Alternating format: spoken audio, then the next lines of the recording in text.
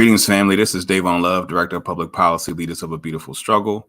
Once again, on Streets of the Statehouse, this is the opportunity we take to inform those that are interested in the work that we do, that are interested in the issues that we address, an opportunity to give you all an update on some of the work that we're doing in the Maryland General Assembly. Today is going to be a very kind of narrow focused conversation, particularly on the work relating to juvenile justice. There's some other issue areas that we've worked on that have been less prominent that we're actually going to talk about in the next episode, because by then there'll be some significant updates to, let folks in on and to kind of provide some discussion on. But as I'm sure many people who've been following our work over the past, few weeks, the issue around juvenile justice has really become kind of a major issue. It's been a major issue in the media over the past, couple of years. And so it's something that has gotten a lot of attention. And for those who have seen our legislative agenda, kind of protecting some of the progress that's been made on juvenile justice is a major part of our legislative agenda this session. It's taken up a lot of space. And so this episode, I'm actually want to go deeper on both an update in terms of what has happened over the past week and a half or so as it relates to juvenile justice, but actually want to focus on just some big picture ideas and concepts as it relates to what the work on juvenile justice means for other legislative items. So I want to restate something that I've said in previous episodes. And for those who were with us on Saturday, the Reginald F. Lewis Museum, we did an event where we talked about Sinclair Broadcasting's war on Black Baltimore. So we appreciate all those that came out. And one of the reasons why it was important for us to do that event and to have the conversation, because in many ways, much of the legislative effort that we're putting into addressing this on the other side is Fox 45 pushing propaganda that has really produced the need to protect the progress that we made on juvenile justice, and in many ways have frozen the legislature's capacity to do more proactive things to address the impact of the criminal justice system on young people. So I want to start with that and helping people to understand that our conversation about Fox 45 and the insistence on addressing Sinclair Broadcasting, it is important in terms of the political implications that it has on the work as relates to juvenile justice. So I want to start by saying that what has happened is that Fox 45 has had a significant impact on the local political landscape. And that part of why we're discussing it so much is because so much of the juvenile criminal justice discourse in the political landscape is shaped by Fox 45. So what I'm going to do first is I'm actually going to mention some other areas of policy that Fox 45 has an expressed interest in terms of its political angle and agenda. Because what I want to do is outline the fact that what we're talking about in terms of juvenile justice is consistent with its political perspective and bent in other areas of policy. So for instance, one of the things that Fox 45 has peddled is the idea of cutting tax rates, which would negatively impact the ability for the state and city to provide investments in local services, particularly investments in the community, right? So this idea, a very, traditional Republican talking point that lowering tax rates is more pro-business. But again, part of what happens is those for whom should be taxed more don't get taxed. And therefore what ends up happening is those are less resources that go into, addressing many of the services that our community needs. So that's one area of policy that Fox 45 has had an express interest in. Second is the lowering of the number of members of the Baltimore City Council. And so for those that understand the kind of the way that would impact Baltimore politically, in many ways, it will reduce Black political power. So even though we have a majority Black city, we have a majority Black city council, reducing the number of members of the city council opens up the possibility for white folks to be able to strategize, to seize a larger representational voter power in the local city council, right? Again, decreasing Black political electoral power. Right. So again, that's one other thing that Fox 45 has put forward as a matter of policy. That's something that we should care about. And then third, the demonization of non-law enforcement centric approaches to public safety. So we see with the attacks on Safe Streets, the attacks on Muncie, the attack on the Thrive program. These are examples of the kinds of policies, the kind of perspectives that Fox 45 has put out. And part of the challenge there is that if we're serious about addressing the community and violence that exists in our community, we have to empower people in our community to be the primary folks who are invested in to help address the issues on the front end. But what has happened, Fox 45 has demonized the attempts at taking people from the community and having them be the center of the approach to dealing with public safety. And what they would rather do is go back to the investment in law enforcement and the punitive approaches to be the primary way to address violence and crime. So those are three areas of policy that Fox 45 has an express interest in that aligns with this issue around juvenile justice and their attempt at putting forward more punitive policies around as it relates to juvenile justice. All these things are aligned. And so a part of, one of the things that I think is important to recognize is that in many ways, the Democratic Party in Maryland, which LBS has criticized over many years, is being way more moderate than it likes to project itself. There are ways in which the Maryland Democratic Party projects itself to be this kind of progressive bastion. We've always identified that, particularly on issues that impact Black people, right, that the Democratic Party has been, traditionally more conservative. And in some ways, the capitulation to Fox and its fear mongering and the policies that it forwards is an admission that in many respects, the Democrats actually believe some of the underlying assumptions that undergird Fox 45's perspective. So whether we're talking about the notion of inherent Black inferiority, the idea of Black people being inherently criminal, and the way that the technique where they put out the most extreme images, representations, and stories of Black people, and particularly Black youth, engaged in criminality. And then that becomes the dominant frame. We've even had both, the leader of the Maryland State Senate say, on the record, that what we're dealing with is an issue of people's perception, that much of the policy around juvenile justice is dealing with the fact that there is a perception, a feeling that people feel unsafe. Only 10% of the crime committed in the state of Maryland is committed by young people. And yet such an outsized level of attention is put on it. So this clearly demonstrates a political choice that Fox 45 has made in terms of its coverage. And so it's important that we're clear that the Democratic Party caving to Fox 45 is an example of the fact that in many ways they believe much of the representations and narratives that are put out by Fox 45. And in some ways, it probably makes more sense to call this juvenile justice bill the Fox 45 bill, right? Because it wouldn't be on the table if it wasn't for the consistent coverage that Fox 45 has had on this issue.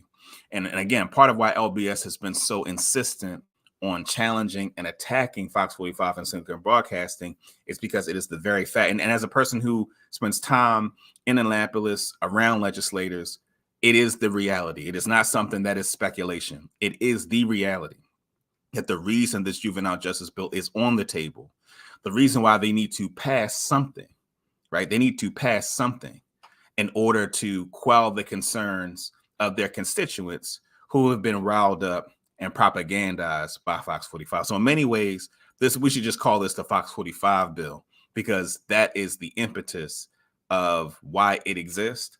And that is the constituency that in essence is being appeased. So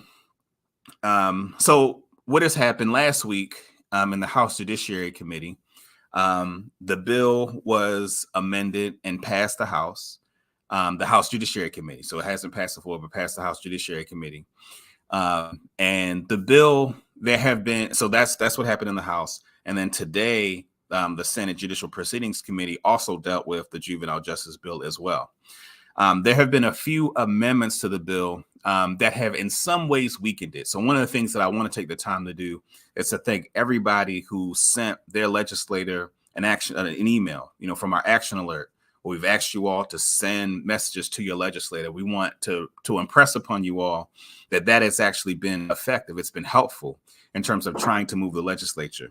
And so what has happened is that there are some changes that have been made to the bill as a result of the leverage from, again, people who are supporters of LBS and many of the other organizations that have done work on this issue.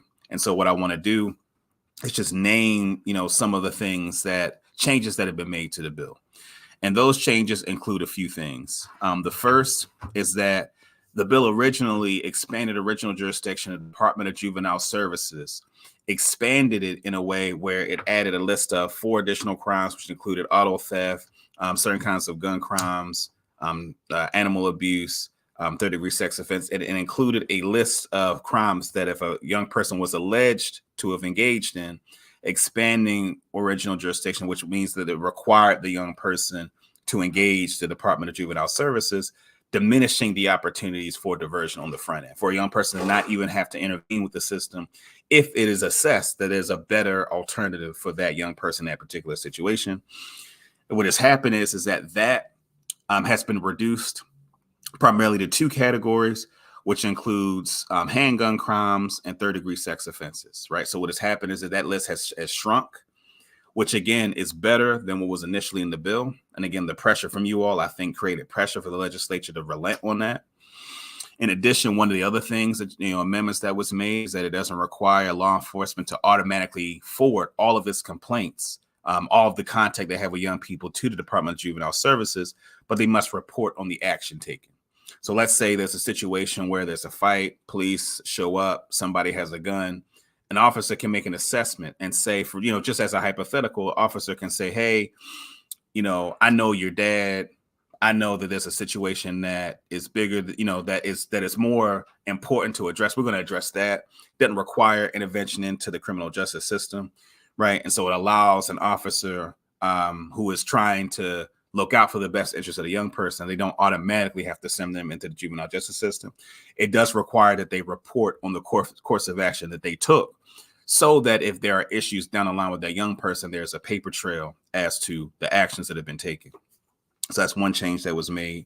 And then another change, I'm just giving a few highlights. There are other changes that were made, but just another highlight is that initially in the bill as was introduced, if a young person misses 2 of their appointments related to their probation, it was automatically a violation of their probation, and then, would trigger a potential additional, potential incarceration or detention. And so they moved off of that and are looking to have a system where there isn't kind of that automatic triggering of a probation violation. So those are 3 examples of the kinds of things that the ways in which the bill has changed since its original introduction. Again, those changes are the result of the pressure from, folks who, watch this program and who support LBS and other organizations calling in and challenging their legislators to weaken this bill so that it doesn't have the impact of, expanding the net so wide and tracking more young people into the criminal justice system. But even with, these changes to the bill, it still expands. It still has the potential. It still does expand the reach of the juvenile justice system in a way that we actually think risk bringing more young people into the criminal justice system. As we've said from the outset, that we want to maintain the maximum potential for young people to be diverted on the front end before coming in contact with the system. And so this bill still, from our perspective, engages in that overreach, and that overreach being potentially harmful, going in the opposite direction of the Juvenile Justice Reform Council, right? That established that changed the way that young people were dealt with, because Maryland incarcerates the highest percentage of Black people in the United States, and that Maryland was ranked the worst in terms of violating the human rights of children in its juvenile justice system. So this actually moves us in the opposite direction of the policy thrust that was put forward in the Juvenile Justice Reform Council that was made legislation that the legislature supported. So it moves in the opposite direction of that. And I think ultimately, in terms of what I want to impress upon people moving forward, because what's going to happen is that, as the bill moves out of the House Judiciary Committee onto the full floor of the House, as the bill moves out of the Senate Judicial Proceeding Committee onto the full floor of the Maryland State Senate, and those bills get reconciled, it's pretty clear that legislative leadership wants to move the bill fairly quickly. And to be able to, because this is pretty fast in terms of the bill being moved.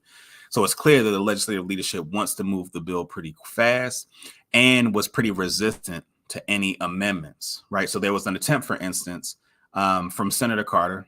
Senator Jill P. Carter represents Baltimore City, to put an amendment that instead of expanding the original jurisdiction of those crimes that were listed before, that instead it would be mandatory diversion and mandatory child in need of services petitions. So what this would do is, instead of automatically processing them into or putting them proximate to Department of Juvenile Services, again, it mandates an intervention on the front end.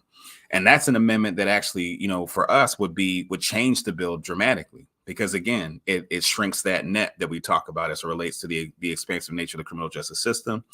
That amendment we know was offered today in the Senate Judicial Proceedings Committee. And unfortunately, the chair of the committee, Senator Will Smith, urged the committee not to support that amendment.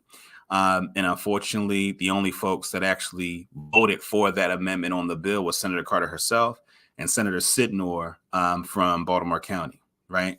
And so, again, this just goes to show that leadership has an intention on what the bill should say and do, that there continues to be this commitment of expanding the universe of young people's ability to be tracked into the juvenile justice system, that demonstrates a commitment to that we find to be problematic. And that's an example of the way that mass incarceration and prison industrial complex operates.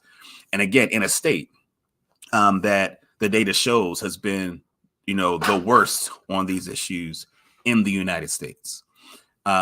So that's kind of an essential recap in terms of where the bill is, and what you will hear from us over the next couple of weeks. It's just in terms of the progress that's going to be made as it leaves the committee, goes onto the floor, and is reconciled by both chambers. So here is what I want to leave you all with in terms of the juvenile justice bill and what it means, because as I mentioned before, we should call it the Fox 45 bill. This is an example of the way that the legislature has in some ways experienced a move where the conservative right wing is able to have a level of influence, right, on the legislative environment in ways that are fairly unprecedented. This isn't something that's unique to Baltimore, because I think around the country, right, we're experiencing this kind of right wing rollback of policies that look to address the issue of mass incarceration and its impact on Black people and youth in particular.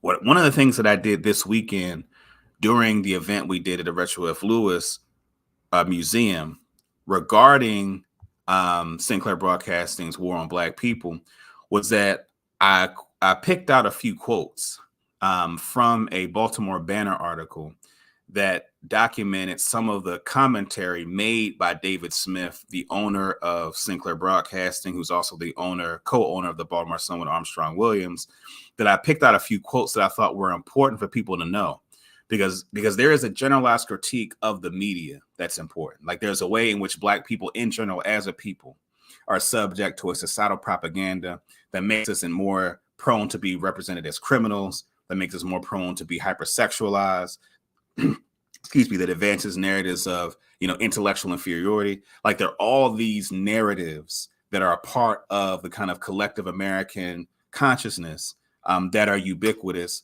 that is a generalized criticism of the media. But the critique of Sinclair Broadcasting and Fox 45 is a critique that looks specifically at the political impact of the specific nature of Sinclair Broadcasting's coverage and its impact on the political landscape. So I'm going to read a quote that I read this Saturday that I think is extremely important. Again, this is from the Baltimore Banner employees that were in a conversation that David Smith had with the staff upon purchasing the Baltimore Sun. So I'm going to read this quote. It says that I'll give you an example. We've done polls on Ferguson and Maryland House of Delegates Speaker Adrian Jones. Very simple polls. Now, Bill Ferguson and Adrian Jones last year said that the juvenile justice, whatever the legal system is, works the way it should. Well, when 24 district attorneys got on television and said that that's bullshit, there was a problem. When we started focusing on Bill Ferguson and Adrian Jones, do you know what they did? They started moving away from their position. Adrian Jones, literally, I know this because we're so plugged in to what goes on in Annapolis and the governor's office, we normally find out. When I think it was Fox 45 reporter Mackenzie Frost was walking towards Adrian Jones, she almost running to her car, going to her car to get away from her. That story was so scary to her. You know what she did within an hour? She said, we have to do something now. We have to do something now because I don't want to be bothered by these people. So this is David Smith saying out loud that he's keyed into what is happening to Annapolis. He's describing his method of influencing the legislature and describing the power that he is wielding in doing so. And I wanted to lay that out in terms of talking about the legislative environment, because there were many policies that were on the table, right? In a few, the past couple of years, policies, for instance, that look at the way that this state still automatically charges youth as adults, subjecting young people to the adult criminal system, and young people spending an exorbitant amount of time in the adult criminal justice, the adult prison system. And again, as I've talked about, Maryland being one of the worst offenders, right, of this in the United States. And what has happened is that David Smith and Sinclair Broadcasting, Fox 45, has used its political prowess to be able to create an environment within the legislature where discussions about stopping the automatic charging of youth as adults is a non-conversation in this Maryland General Assembly. LBS expected, particularly from the work that happened last year, the past couple of years, it was our expectation that there would be additional work as it relates to stopping the automatic charging of youth as adults. In many ways, a logical next step to many of the reforms that were made in addressing this problem. But because of the environment created by Fox 45, and I would say in the past couple of years, with last year being at a particular apex, that it created an environment in the legislature where legislators were literally afraid to address the issue because of the nature of the coverage of Fox 45. And so that's why for us saying that we pretty much should describe this as the Fox 45 bill, because that's essentially who it is capitulating to. And it's important in resisting the bill and continuing to criticize political leadership for its capitulation for this reason, that we cannot allow, given the policies that I mentioned before. So I mentioned a few of those policies a few minutes ago around, reducing the number of members on the city council, their perspective on property tax rates going lower, the position on community-based approaches to violence prevention, that Fox 45's policy position in these other areas, that we don't want Fox 45 to be able to exert power to make policy in other areas that would be detrimental to Black people. And so a part of why the juvenile justice issue in and of itself is important, but allowing the legislature to go unscathed by capitulating to Fox 45 on this issue would be bad for other issues that it would be important for us to address. And so, again, what I want to leave, the listeners with is that while it looks like some version of this bill will pass, now, as I mentioned, there have been some changes to the bill that have made it less bad than it was when it came in. But this bill passing, and it looks like that some version of it will, that is extremely important that we continue to press the legislature to make the legislature feel a tremendous amount of regret for the fact that it allowed itself to be pushed around by Fox 45. Because if we do not, then it opens up the door for them to continue to do so. And so that's, I would argue, one of the most important things to know. And as I mentioned, we're going to keep you updated as to what happens as the bill leaves both chambers and as it ultimately gets to the governor's desk. So that's something that we'll continue to update you on, and action alerts and the like. But, just wanted to leave that. Last thing I'll say, and then I'll sign off, is that in addition to making sure that the legislature feels consequences for passing something like this, one of the things that I think, is important to say is that, as I mentioned before, some of the kinds of policies that Fox 45 has advanced. One of the other things that I actually didn't mention, I think is important, is the way that Fox 45 continues to project notions of, corruption as something inherent to Baltimore City and the landscape. And, one of the things that will be a challenge is the fact that in our community, there are people who have internalized these notions of inherent Black criminality, that there are ways that these stories of criminality and violence, these heinous acts that get projected onto Fox 45 over and over again, they resonate with a certain tendency to internalize these notions of inherent Black criminality. And as much as the actual policy is important, it is warfare against the propaganda that underlies these policies that are equally as important. And so, particularly for Black folks on this issue, that there are conversations that we need to have within our community about how we talk about these issues, right? That we understand that a person's car gets broken into, right? Or someone was robbed at gunpoint, or someone's car was stolen, right? And there is genuine concern for the fact that those are problems that we face, right? That it is not to diminish the fact that those are things that people experience. But we have to be clear that the policies that were put forward when this bill was first introduced are not policies that would solve that problem. That the policies that were introduced is similar to the impulse that led to the crime bill in 1994. Not that this bill is that, but this bill in many ways comes from that tradition, right? Responding to spikes in a particular area of violence and crime. Even though for Baltimore City, non-fatal shootings and homicides went down from 2022 to 2023, right? So notwithstanding, that spikes in certain kinds of violence elicit this same kind of response similar to the 94 crime bill, right? And that's what this bill was as introduced, and that's what it continues to be even as it's been amended in its current state.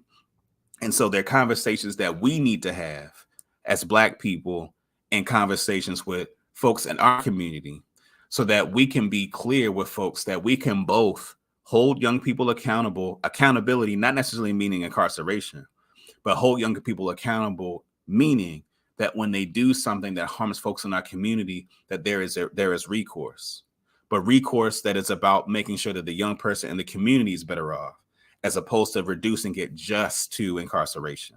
And that there are plenty of instances where young people are better served and the community is better served with something other than incarceration. And so there's a conversation that we need to have and continue to have about our reaction to the fact that there are real issues that we face in our community, but we cannot allow those issues, we cannot allow those circumstances to cause us to succumb to a policy impulse that has the impact of funneling more of our people into the criminal justice system and the irreparable harm that is done. So that is an ongoing conversation that needs to be had. And again, that conversation is as important. That conversation is as important as the specific policies that are enumerated in the legislation that we've talked about. And so I just wanted to make it a point to say that as a part of continuing conversation that LBS and others will have about this area of work.